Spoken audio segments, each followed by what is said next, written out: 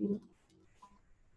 What's up, everybody? It's your boy, Leroy McKenzie Jr., coming to you with episode 2 of the Author Showcase. That's episode 2 of the Author Showcase, where the National Black Unity newspaper has a Author Showcase segment in their newspaper, and we are showcasing some phenomenal authors, some phenomenal writers that are taking this country, this nation by storm. So we thought it would be an awesome idea to bring you some of them, to kind of spotlight them, give you all some little insight into who they are, the projects and books that they have, the messages that they have behind the books that they're writing, or the writings that they have, as well as the motivation behind those things. And I have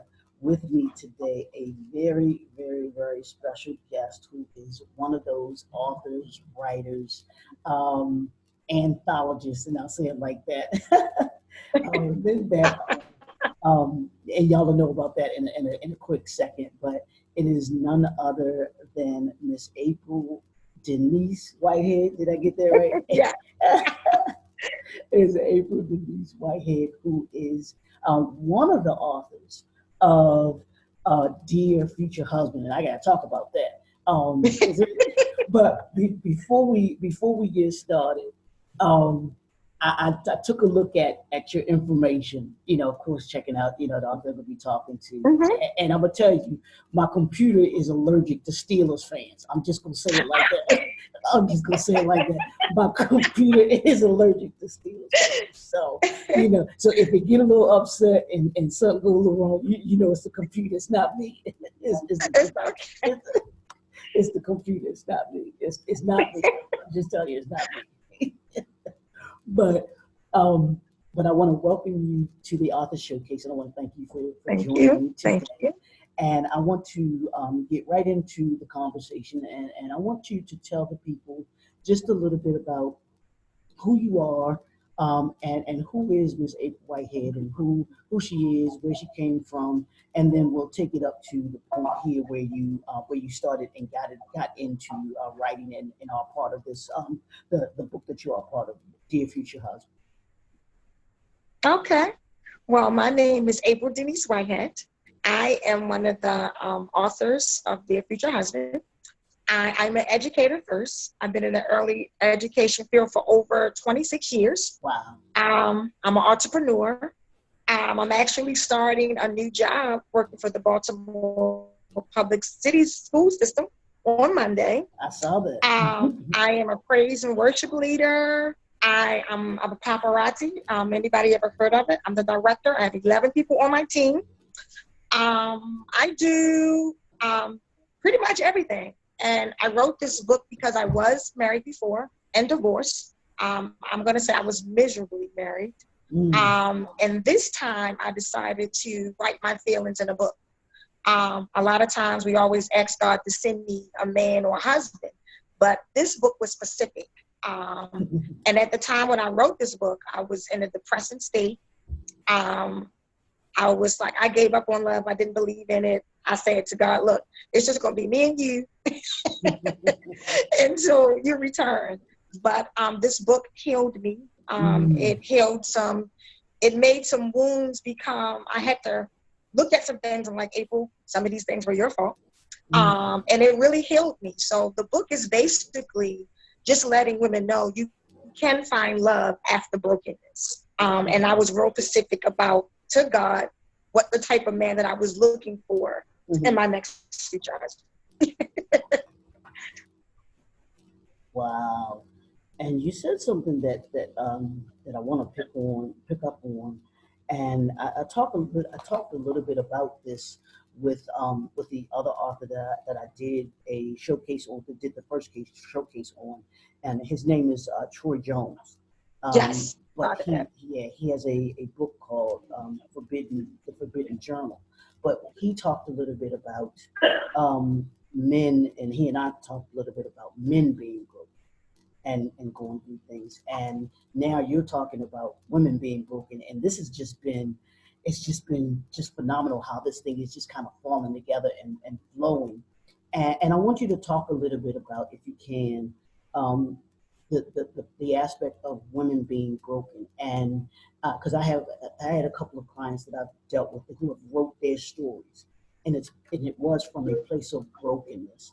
And a lot of people, men and women, don't understand or know how to make that journey out of that brokenness. Can you talk a little bit about your journey a little bit from that brokenness to that point where you are now? Well, when I entered my first marriage, one of the things I discovered after I was divorced and writing this book, before you expect anybody to love you, you must first love yourself. Absolutely. I was one of them women, if I didn't have a man, I wasn't beautiful, I wasn't sexy, I wasn't anything without a man. Wow. After writing this book and after going through the divorce and the whole process, I learned out that before anybody can enter my life, first of all, let's take it back. I have to reference God. God comes first.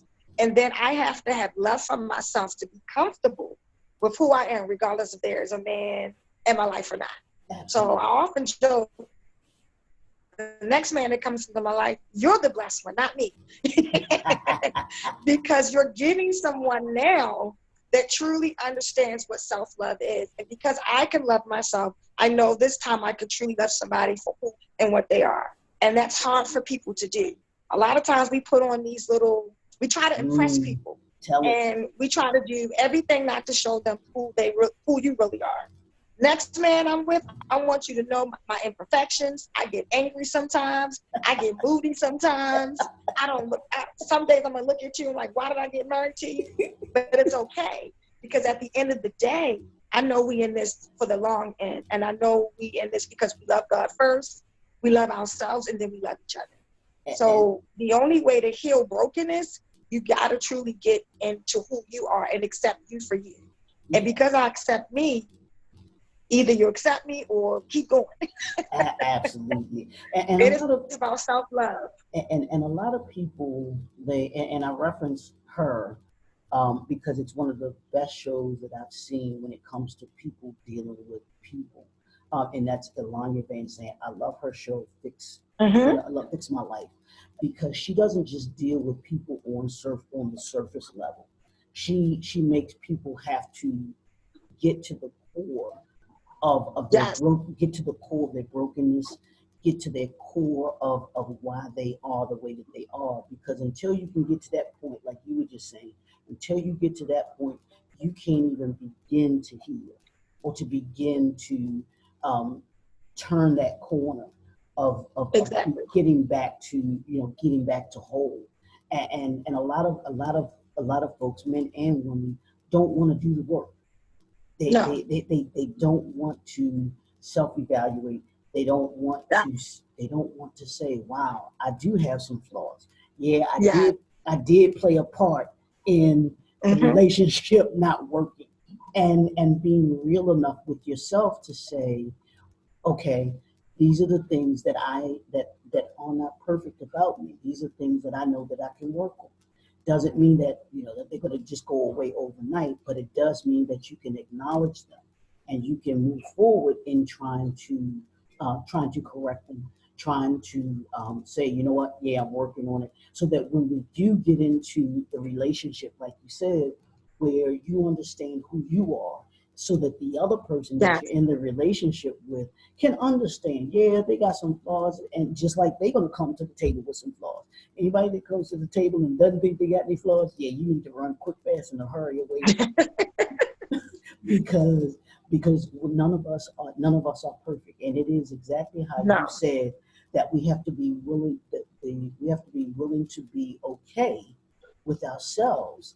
And then saying, even if someone else isn't okay with who we are, then you can say, that's cool. Hey, you not my cup of tea. Well, I'm not your cup of tea.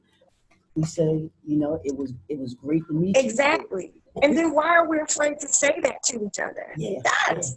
Yeah, and I think a lot of us that we're afraid to say it to each other, not only to each other, but I think, especially, and you can correct me if I'm wrong, in this day and time, a lot of people are afraid to be by themselves. If you know what I mean, they feel as if, like you said before, like you said earlier, if I don't have someone, I don't feel like I'm loved. I don't feel like I'm a part of something, or Mm-hmm. somebody and everything like that. As opposed to saying, like you said, I'm okay with who I am, and Yes. I have an understanding that, hey, it's just either not my time, and when God sees fit, that person that sees me for who I am will love me, flaws and all, because I'm a advocate for knowing people through all four seasons. That's good, bad, ugly, and everything else. Everything Yes. else, because you need to know how somebody is on their best day, and you need to know how somebody is on their worst day, and Yes. be able to understand the dynamics in between the two. And just like God loves us unconditionally, you know, we want to be to the point where we can say we love people unconditionally, where, like you said, at the end of the day, I ain't going nowhere, you ain't going nowhere. We stuck together. We stuck together. Yeah, exactly. We are stuck together. So that is so awesome, and I think that your book, this book, is so needed in this day and time, because you have so many men and women, like you said, and this one specifically for women, but I think that men can get something from it too, because you titled it "Dear Future Husband," so the future husband got to know what he's getting in that future wife. So so that's a great thing. But tell me this: what do you want the reader, after they've read the book, after they've closed the book, after the last chapter that they've read, what do you want them to come away with from reading your book? Well, one of the things I want them to come away with is that, because the six women we wrote this with were six Christian single women. Oh, And the okay, first thing okay. I want women to walk away with is that it's okay for you to be a Christian woman and desire a husband. Okay? It's Mhm. okay for that. Don't make people, church sometimes, I'm about to get on church folks. Church folks make it seem like that single women can't desire a husband. Now, we all know a man that finds a wife finds a good thing. But I tell women, you got to be specific when you're asking and praying for God for who Mhm. you want. Like my next husband, he needs to be my best friend.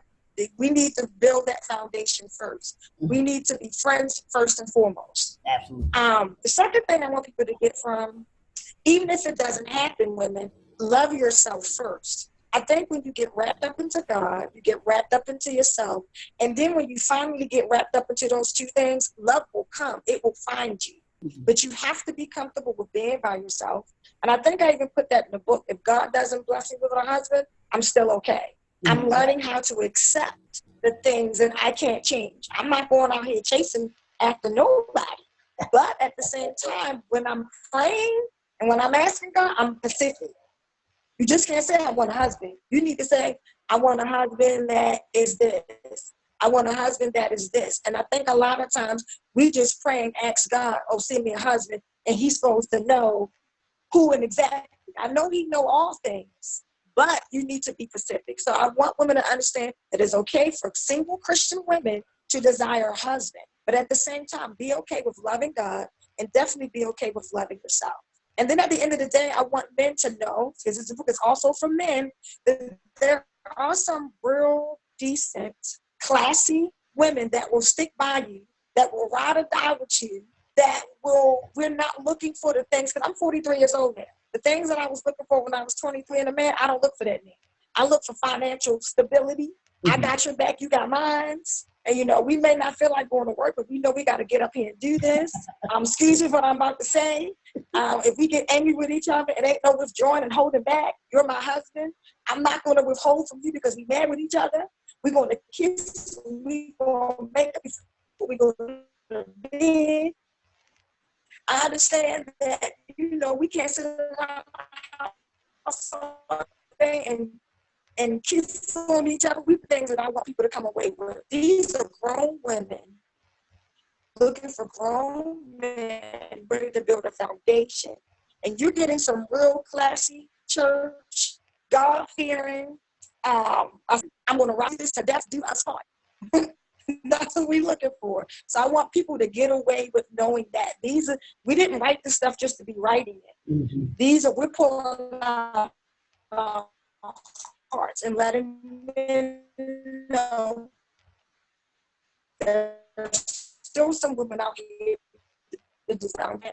We don't have family foundation. I grew up with both of my parents. How many kids can actually say that? Say that. You know, absolutely. so that's what I want men, yes, to understand. There's still some decent women out here. I love working.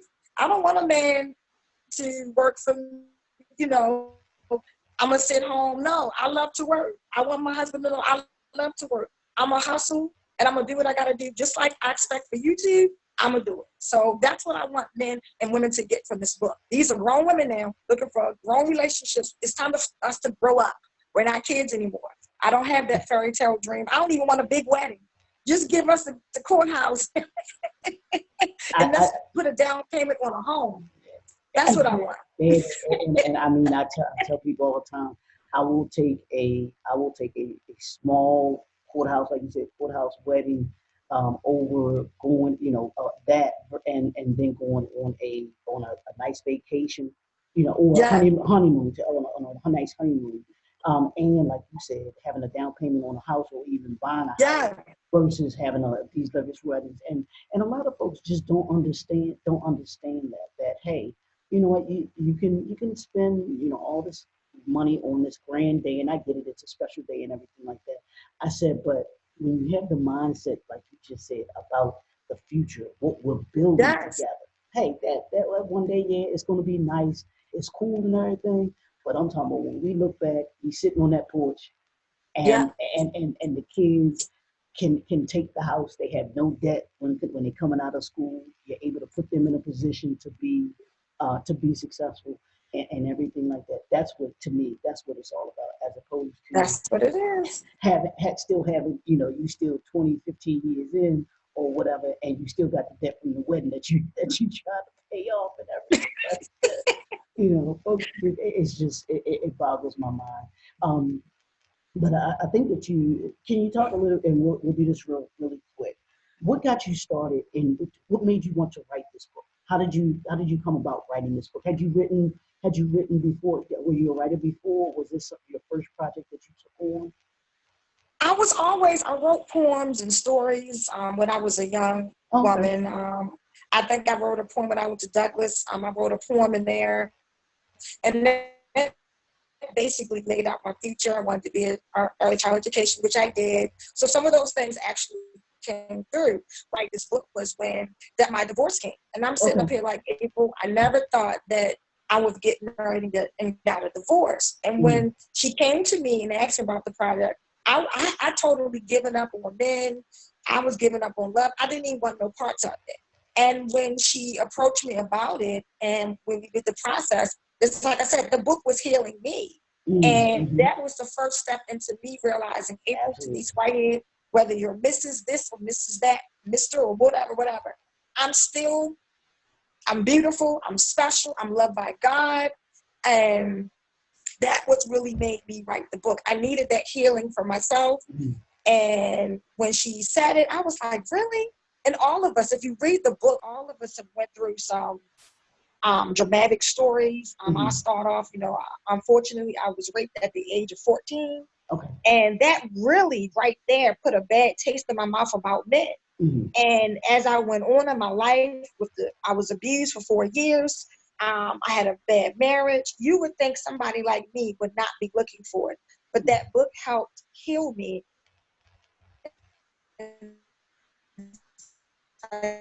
April, you deserve it, acknowledging God. But if it's God's will, then that future husband will come. If it don't, I'm still happy. I'm still single. I'm still mingling. I'm still smiling. I still love Jesus. And I still love me. So that's the reason why I wrote it. Because the woman that you see today, I had to write this book in order for me to be the woman that I am now. So And I had to pray first. I prayed and I asked God, because I'm going to be honest with you. I got a lot of negative from other Christian church people, because a lot of people was like, why are you writing this book? When God, he's supposed to come to you. And, even my own mother didn't understand why I wrote this book. And I said, you know what? I'm being pacific and I'm asking God, but I didn't write it necessarily to gain a husband. I wrote it to heal myself. And in the process, letting that person know, this is me. You either love me the way I am or so it was a struggle. I'm not going to say everybody approved it. Absolutely. But I asked and I prayed God for it. And I believe that any woman or man that reads this book, and not just my story, but all of these women's stories, you're going to get something out of it. Absolutely.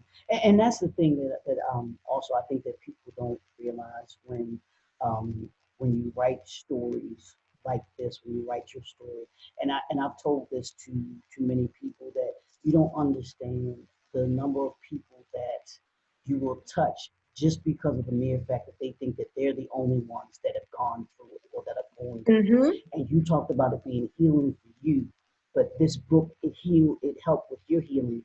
And I believe that it does the same, or will do the same for that woman that went through the same thing that you went through. Exactly. And she's thinking that she's the only one. Here's a group of women, 6 women that are saying, you know what? No, here's what I went through. And she can relate to whether it's all of you, maybe one of you, 2 of you, however many it is, but she can actually relate to you by going through that. And or with the men looking at it, saying, wow, you know what? I now can understand about the woman that I'm dealing with, or that I've dealt with, and be able to see that and say, wow, okay, here's what I can do in order to be able to, to better understand what she may have gone through, or with the person that I'm in a relationship went through, on how to be able to deal with it. So it touches people in such that way, because they begin to see, wow, I'm not the only person out there that's like this, which a lot of us who have gone through hurt and brokenness and stuff, we think we're the only ones, when in actuality we're not. We're just one of many that have gone through different kinds of hurts. And so I thank you for doing a project like this that brings light to that, and will heal people. And like I said, a lot of these books are about healing.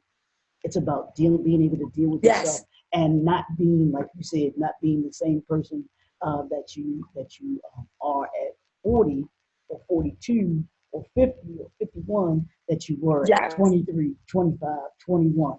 Because I know Muhammad Ali said this some years. He said, if you're the same person at 40 that you were at 20, then you wasted 20 years of your life, because you should not be that same person. There should be some growth in you, and you've gone through some things, you've experienced some things, so you've been able to know what it is.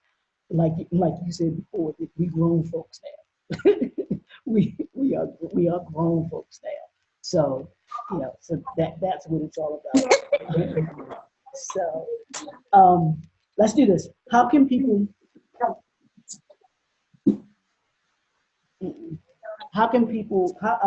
Tell folks how they can get a copy of the book before we go?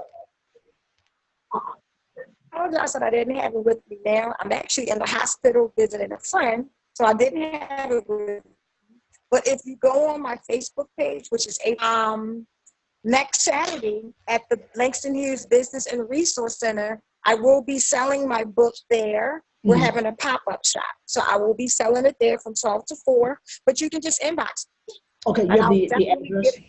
You have the address to the Langston Hughes Center? We're going to give that out. It's 5011 Arbutus Avenue. And that's Baltimore, that's Baltimore, right? That's Baltimore, Maryland, the old Langston Hughes Elementary School. Oh, cool. Okay. Mr. Mitchell. So they can catch you there. And then you said, did you have a website that they could go to as well to purchase the book too? They can go to my Facebook page. I do a lot of stuff on my Facebook page. Yeah, and what's your Facebook page so that people can know what that is too? It's my name, April Denise Whitehead. It's my whole full government name. So if you go on there, I ain't ashamed of nothing I do.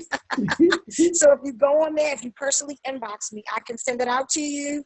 or however we want to do that exchange. Absolutely. So April, I'm gonna give you this last thing. What do you want to leave people with? We'll end it with that. What you want to leave people with? What's one message that you want to leave them You have to first acknowledge loving God, and secondly, you have to acknowledge loving yourself. And I tell people all the time, look in the mirror every day and be thankful and be grateful for that face that's looking back at you, because that's the one person that you have to totally take care of. No matter what, you have to take care of yourself first. So self-love is very important. You can't expect anybody to love you if you don't love yourself first. Absolutely. So this has been our second showcase, and this is the newspaper that you can go and you want to subscribe and get your copy of it. Subscribe to National Black Unity News. This is, oh, I got it all turned around. This is her book right here, Miss April Whitehead. You want to go and pick that book up. You want to either message her, or you can actually go and meet her in person to get a signed copy, an autographed copy, next week at the Langston Hughes Business Resource Center, right here in Baltimore at 5011 Arbutus Avenue. So this is your boy, Leroy McKenzie, and y'all know what I do, know what I say. Chase the impact, because when you chase the impact, you change the world. And these are some individuals that are changing the world because of the impact that they're having in the world. So we want to thank y'all for joining us. We'll see you all next time on the Author Showcase. Miss April, thank you so much. I appreciate you, and we will be talking soon. Okay, much love. Bye-bye.